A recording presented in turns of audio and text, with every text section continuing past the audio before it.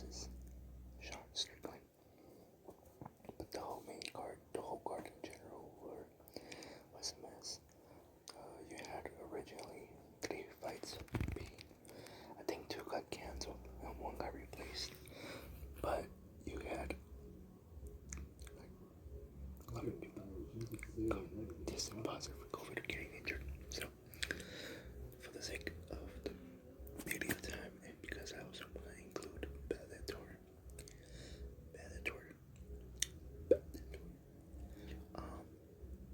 because the Bellator main event was a good one. So, I'm not gonna review the UFC card.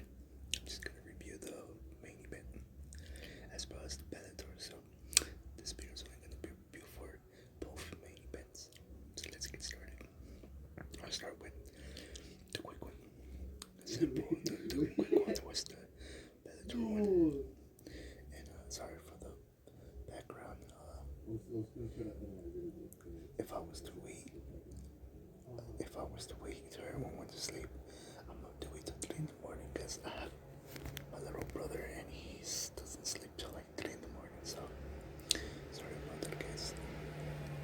So let's get started with the main event of the Bellator fight. And Bellator is also MMA for the people who don't know, and it's like the second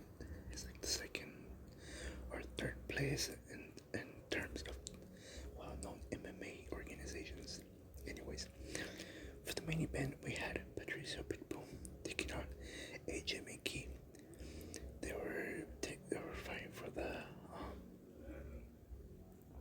the featherweight champion, and it was the main event of the Grand Prix. Little background was Bellator had a tournament style. If you guys do not know what a tournament style fight is, I would suggest you Google it because it's like if you guys ever played Mortal Kombat or watch any type of karate movies, they have tournament style matches where it starts out with 8 bracket or a 16 bracket, depending on how many people.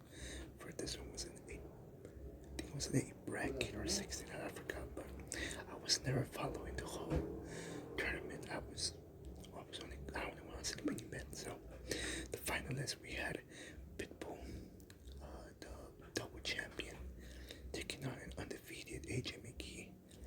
So the fight started off pretty good. It was a very quick fight because I was expecting to be a little bit more action, but it literally lasted like 30 seconds, I think. They started off with both of them standing off across the circle.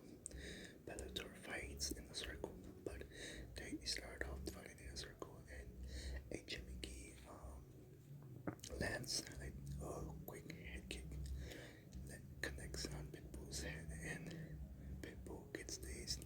McKee moves him forward, goes in for the kill, punches him, uppercuts him, drops, and then stops, thinking the ref was gonna stop it. The ref doesn't stop it, obviously, and McKee runs, gets the guillotine choke, and just chokes him out, which is all done in under like 30 seconds again. It was fast and quick. I was so hyped because the Bellator main event was, I watched it towards the end. It actually happened in Pacific time zone. It was in LA as opposed to the Strickland. It was in Las Vegas.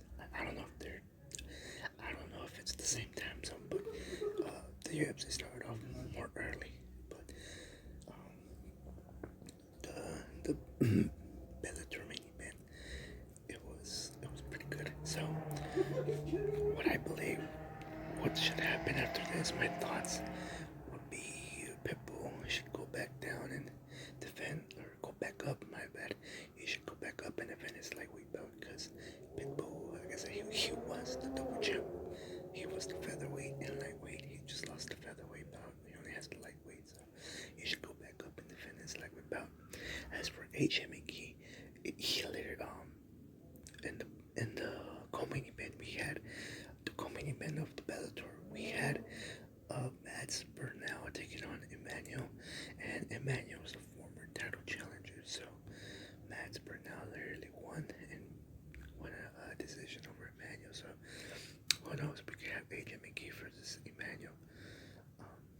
versus Burnout. I mean, for the featherweight, because Burnout was there was from the featherweight division.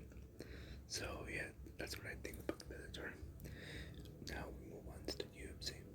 The UFC main event was number eight, Uriah Hall taking on number 11, John Strickland.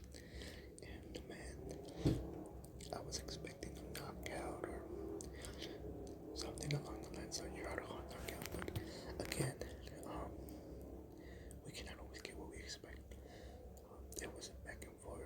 It wasn't really a back and forth. It was I'm not gonna call it one-sided. It was mostly a dominant. It was a very dominant Strickland fight. Uriah Hall had some moments, but for the most part, didn't really put in the work. Man, round one started off with Strickland just throwing jab after jab, connecting her jabs, and that didn't really change. It was per jabs. Going towards round two, it was almost even. Uriah Hall came out a little bit more swinging, being a little bit more aggressive, but for the most part, towards the end, Strickland kind of got a much more better hand. Round three, we had Strickland. At one point, they both collided, and people thought was a head-to-head collide. It was actually just a quick little graze from behind the head, which made Uriah Hall drop. And once it dropped, Sean went back down and kept him there for the most part. Then they come back up. Going on to round four, it was dirty boxing by Sean Strickland. Just a bunch of, like I said, the whole entire fight, it was Sean Strickland doing the most work, putting the most output. Going towards round five, Strickland landed every single jab. They had Hall almost dazed, had him almost finished, but Hall had a lot of heart, but sadly couldn't get the job done. So, I mean, it was a good fight, but I felt like it could have been better. But for the whole fight card, it was a good fight. There was some TKO, some submissions, but I think I'm putting there at that. What do I think should happen to Uriah Hall and Sean Strickland after this? I believe since Uriah Hall was number 80, he's probably gonna drop down a little bit, and Sean Strickland was number 11 in the middleweight division. Maybe Sean Strickland might go up, maybe number 10, number 9, and Uriah Hall might drop down. So the only fight for Sean Strickland could be Edwin Shabazian or Jack Hermanson. But if he wants to do a big step up, Melvin Vittori is coming off a loss. They don't have a fight book. For Uriah Hall is going down. I think Uriah Hall should probably fight someone like Brad Tavares, or even Kevin Holland, but I think Kevin Holland has a fight book, excuse me, but yeah, that was pretty much both main events, ladies and gentlemen. This was a quick ASMR video. Next week's ASMR is gonna be more better because we're actually gonna have UFC thing, Khan versus Lewis, because Amanda Nunes pulled out due to COVID, so the main event's gonna be Khan versus Lewis for the interim champion. So UFC 265 looks promising.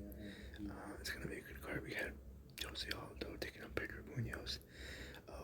We have Michael Chiesa taking on Vicente Luque. And those are the only fights that I know right off the back of my head. I know for a fact there's more, but those are the fights that I know